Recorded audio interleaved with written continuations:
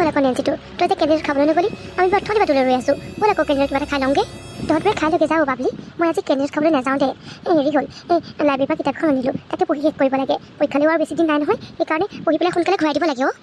কি কথা কৈছোঁ তই নেঞ্চি পৰীক্ষা কি অকল তইহে দিবি আমি বেয়া নিদিওঁ আৰু কেতিয়াবা এই পৰীক্ষাটোৰ কাৰণে একো নোখোৱাকৈ থাকিবি নেকি বাদ দে কিতাপখন সময় আৰু সোনকালে ওলাই আহ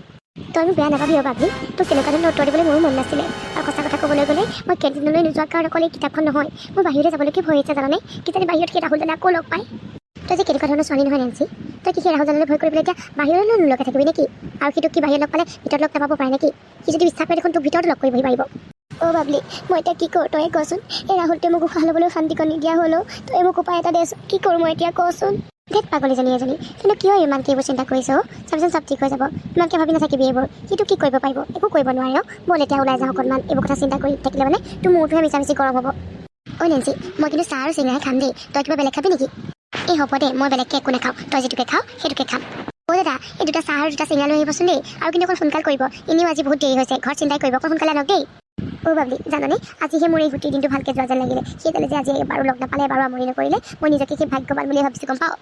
মইতো দেখোন আগতেই কৈছোঁ সিটোক একো কৰিব নোৱাৰে বুলি আৰু লাহে লাহে সেইটো কামনি কৰাটো পাতি দিব দে হ'ব দে তই বেছিকৈ চিন্তা কৰি নাথাকিবি নহ'লে পগলা হৈ যাবি এদিন হাই নেঞ্চি ডাৰ্লিং দেখিছ চৈতন্যৰ নাম লৈছিলিহে আৰু লগালগ হাজিৰ হৈ গ'লহি বাবলি কি কৰোঁ এতিয়া মোৰ কিন্তু খুব ভয় লাগিছে জানানে তোমালোক দুজনে কি ফচু ফচু কৰি আছা নেঞ্চি আজি তোমাক গোটেইখন বিচাৰি চলাত কৰি ফুৰিছোঁ আৰু তুমি ইয়াত বহি আছাহি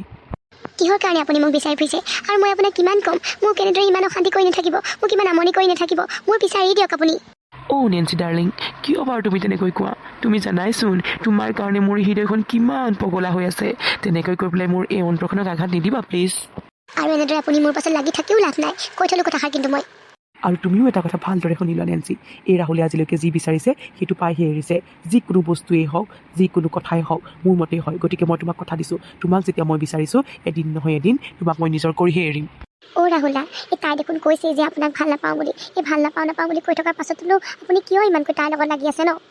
তোমালোকে মোক ভালকৈ চিনি পোৱা নহয় মোৰ নাম ৰাহুল হয় কলেজৰ প্ৰতিজন ল'ৰা ছোৱালীটো দূৰৰে কথা প্ৰফেচাৰসকলে মোৰ কাৰণে ভয় কৰে গতিকে বাবলি এইবোৰ কথা যাতে তোমাৰ মুখত মই দুনাই নুশুনো আৰু এটা তোমাক মই দায়িত্বহে দিলোঁ তুমি যাতে এই নেঞ্চিক বুজাই দিয়া যে নেঞ্চি অকল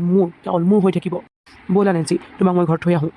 আপুনি মোক যি নিজৰ কৰি লোৱা সপোন দেখি আছে নহয় সেয়া আপোনাৰ সপোন হৈয়ে ৰ'ব আপুনি মোকতো দূৰৰে কথা মোৰ চাহটোকো আপুনি নিজৰ কৰি ল'ব নোৱাৰে আৰু আপোনাৰ লগত মই ঘৰলৈ যাম সেয়া আশা আপুনি বাদ দিয়ক কোনো দিনাখনেই আপুনি মোক নিজৰ কৰি ল'ব নোৱাৰে ব'ল বাবলি আমি যদি এই গুণ্ডাবোৰৰ লগত কথা পাতি থকা কোনোবাই দেখে নহয় মানুহে আমাকো সেই বহুত বেয়া মানুহ বুলিয়ে ভাবিব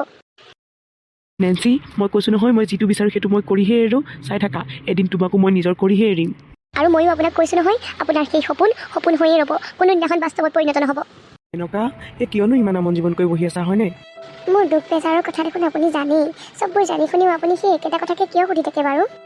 হ'ব দিয়া নুসুধো আৰু তোমাৰনো আৰু কি সেই একেখিনিয়ে চিন্তা হ'ব নাই নহয় জানো কেতিয়ানো আমি অকণমান সেই দুখীয়াৰ পৰা ধনী হ'ম কেনেকৈনো আৰু দুপইচা বেছিকৈ ইনকাম কৰিব পাৰোঁ কেনেকৈনো অকণমান আৰু উন্নতি হওক সেইবোৰে চিন্তা নহয় জানো আপুনিনো এইবোৰ কি বুজিব আমি যে এজনী ছোৱালীৰ মাক বাপেক সেইটোতো আপুনি পাহৰিছে দেখা নাই জানো দিনক দিনে বস্তুৰ দাম কিমান বাঢ়ি গৈছে সেইটোতো দূৰৰে কথা ছোৱালীজনী সেই কলেজৰ ফিজ অলপ বাঢ়িছেনে মই সেই চাহৰ দোকানখনেৰে বাৰু কেনেকৈ ইমানখিনি পঢ়ুৱাম তাইক সেইবোৰ চিন্তা ভাৱনা কি মোৰ মনলৈ নাহিব নেকি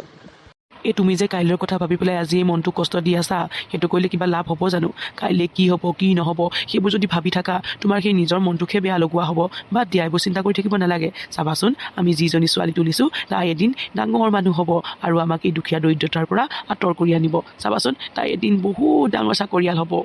আপুনি যেনেকৈ কৈছে যেনেকৈ ভগৱানে আমাৰ ছোৱালীৰ লগত চাকৰি লিখিয়ে থৈছে আজিকালি চাকৰি পাবলৈ হ'লে ভাগ্য লাগিব বুজিছে ভাগ্য আৰু আমাৰ যিহে ফুটা কপাল চাকৰিৰ কথা একেবাৰে বাদেই দিয়ক কিনো অমংগলীয়া কথাবোৰ কোৱা হে মেনকা চাকৰি হ'বলৈ হ'লে অকল ভাগ্যই নহয় কষ্টও লাগিব আৰু মোৰ ছোৱালীৰ ওপৰত সম্পূৰ্ণ বিশ্বাস আছে তাই যেনেদৰে কষ্ট কৰিছে নহয় চাবাচোন এদিন সফল হ'বই হওক দিয়ক আপোনাৰ কথাই সত্য হওক কি হ'ল নেঞ্চি আজি কলেজলৈ অহাৰ পাছৰ পৰাই মই মন কৰি আছোঁ তই যে একদম মনটো মাৰি আছ আৰু সেই দুচকুৰে যে দুধাৰি নৈ বোৱাই আছ কি কাৰণে কি হ'ল কথা কচোন তই মোক নে সেই ৰাহুলে তোক আজি আকৌ আমনি কৰিলে সি আজি একো কৰা নাই বাবলি কিন্তু তইতো জানই আমাৰ ঘৰৰ আৰ্থিক অনাটনৰ কথা মা দেউতাই চাহৰ দোকান এখন দি পেলাই মোক পঢ়ুৱাই আছে মই বিচাৰিছিলোঁ কাৰণে মোক এই প্ৰাইভেট কলেজত এডমিশ্যন দিয়ালে কিন্তু এতিয়া মা দেউতাৰ মোৰ ওপৰত বহুত আস্থাও মা দেউতাহঁতে মোৰ ওপৰত বহুত সপোন দেখি আছেও সিহঁতৰ বিশ্বাস যে মই এদিন সিহঁতক এই দৰিদ্ৰতাৰ পৰা আঁতৰ কৰি আনিম কিন্তু মই জানো পাৰিম বাবলি দেই আকৈজনী, এইটো কথাতে বাৰু তই মন বেয়া কৰিব লাগেনে? আৰু এটা কথা, তোৰ মা দেউতাই যে অকল তোৰ ওপৰত বিশ্বাস আছে সেইটো নহয়ও, মোৰো তোৰ ওপৰত সম্পূৰ্ণ বিশ্বাস আছে। তই যে ইমান কষ্ট কৰিছ নহয়, চাবিচোন তই এদিন বহুত ধুনীয়াকৈ সফল হ'ব পাৰিবি। তোৰ কথাষাৰে বাস্তৱ হওক বাবলি। অ' ৰাহুল দা, মোক এৰি দিয়ক, মোক নামাৰিব আৰু।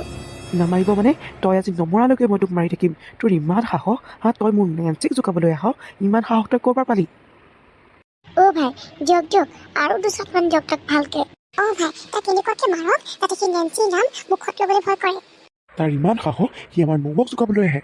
অ' ৰাহুল দা, মোক এৰি দিয়ক। মই আপোনাক কথা দিছোঁ, মই আকৌ নেঞ্চিক জোকোৱাটো দূৰৰে কথা, মই নেঞ্চিৰ সন্মুখলৈকে নাহোঁ। মোক এইবাৰলৈ মাফ কৰি দিয়ক ৰাহুল দা, মোৰ ভুল হৈ গ'ল, মোক মাফ কৰি দিয়ক এইবাৰলৈ। ৰাহুলে বাৰু এই ল'ৰাটোক একেবাৰে মাৰি পেলাব নেকি? সি বাৰু নেঞ্চিৰ পিছা এৰিবনে? এই সকলোবোৰ কাহিনীৰে আহি আছে দ্বিতীয়টি খণ্ড।